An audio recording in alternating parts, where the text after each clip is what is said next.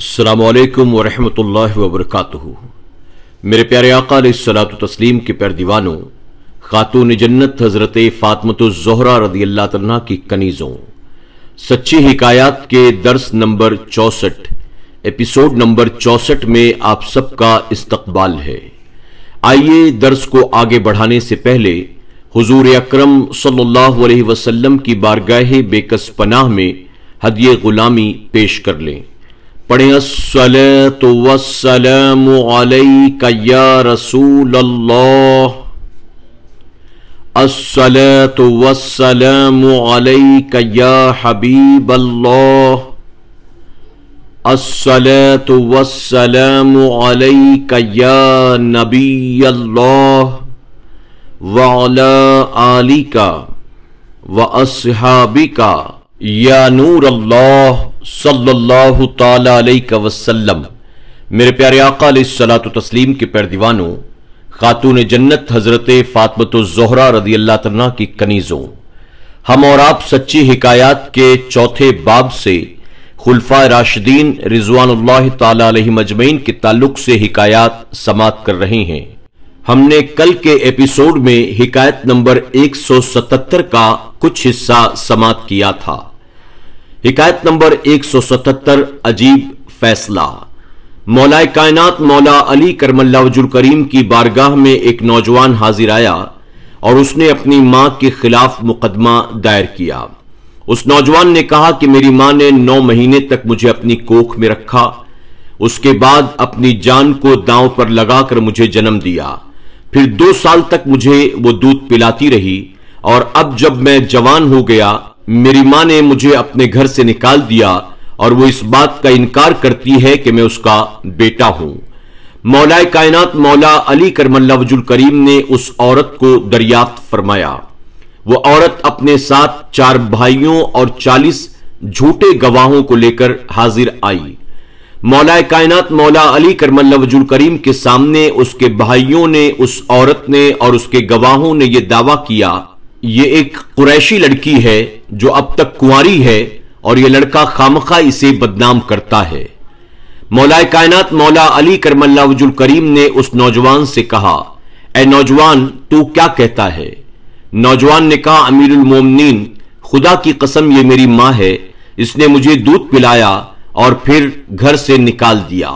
मौलाए कायनात मौला अली करमल्लाहु वजहुल करीम ने उस लड़की से कहा, यह लड़का क्या सही कहता है? उस औरत ने कहा, ए मोमिनों के सरदार, मुझे खुदा की कसम, ना मैं इसे पहचानती हूं ना ये जानती हूं कि यह किन लोगों में से है। यह मुझे खामखा में जलील करना चाहता है। मैं कुरैशी लड़की हूं और अभी तक कुंवारी हूं। अमीरुल मोमिनीन ने फरमाया, तो क्या इस मामले में तेरे पास कोई गवाह है? उसने कहा, हां। इसके बाद फौरन 40 गवाह कसम खाने वाले आगे बढ़े, जिन्होंने कसम खाकर औरत के हक में गवाही दी और नौजवान को झूठा बतलाया। मौलाए कायनात ने कहा, अच्छा तो आज मैं तुम्हारे बीच ऐसा फैसला करूंगा जिसको मालिके अर्श भी पसंद फरमाएगा। क्यों ए औरत, तेरा कोई वली भी तेरे साथ है? उसने कहा, क्यों नहीं, ये मेरे भाई मेरे साथ हैं। मौलाए कायनात ने उन भाइयों से मुखातिब होकर कहा, क्या मेरा हुक्म तुम्हारे लिए और तुम्हारी बहन के लिए काबिल कबूल होगा? चारों भाइयों ने कहा, हां हां, क्यों नहीं, अमीरुल मोमिनीन जो फरमाए हमें मंजूर है। मौलाए कायनात ने फरमाया, मैं खुदा को और हाजरीन को गवाह करता हूं कि मैंने बिला शक इस औरत को इस नौजवान के साथ ब्याह दिया 400 नकद दिरहमों के मेहर पर अपने माल से। ए कंबर, मेरे पास 400 दिरहम लेकर आओ। कंबर ने फौरन तामील की और उन दिरहमों को नौजवान के हाथ में रख दिया। मौलाए कायनात ने फरमाया, ए नौजवान, इन दिरहमों को अपनी औरत की गोद में डाल दे और यहां से जाओ और इस हाल में मेरे पास वापस आओ कि तुझे गुस्ल की हाजत हो। नौजवान ये बात सुनकर उठा और दिरहम औरत की गोद में डाल दिए। औरत चिल्ला उठी, ए अमीरुल मोमिनीन, जहन्नम जहन्नम जहन्नम, क्या आप ये चाहते हैं आप मेरे बेटे से मेरी शादी करा दें बखुदा ये मेरा बेटा है। मेरे भाइयों ने एक कमीने आदमी से मेरा निकाह करा दिया था, जिससे मैंने ये बेटा जना। फिर जब ये बालिग हुआ तो भाइयों ने मुझे हुक्म दिया कि मैं इसे बेटा मानने से इनकार कर दूं और इसे अपने घर से निकाल दूं। बखुदा ये मेरा लख्ते जिगर है। अमीरुल मोमिनीन ने फरमाया, अच्छा जाओ, अपने बेटे को अपने घर ले जाओ। सबक। हजरत अली करमल्लाहु वजहुल करीम बाबे मदीनतुल इल्म थे और उस पाक इल्म का नतीजा था ऐसे ऐसे मुश्किल मसाइल बड़ी आसानी से हल फरमा लेते थे। इस किस्म के मुश्किलात इल्म दीन ही से हल होते हैं। हिकायत नंबर 178। 8 रोटियां। दो आदमी हम सफर थे। एक के पास 5 रोटियां थीं और दूसरे के पास 3 रोटियां। खाने का वक्त आया तो रास्ते में एक जगह ठहरे और वो रोटियां इकट्ठी करके दोनों मिलकर खाने को बैठे। इतने में एक तीसरा शख्स भी वहां आ गया। उन्होंने उससे कहा, आओ भाई, खाना हाजिर है। उस शख्स ने यह दावत कबूल कर ली। वो भी उनके साथ खाने में शरीक हो गया। फिर तीनों ने मिलकर वो रोटियां खाईं।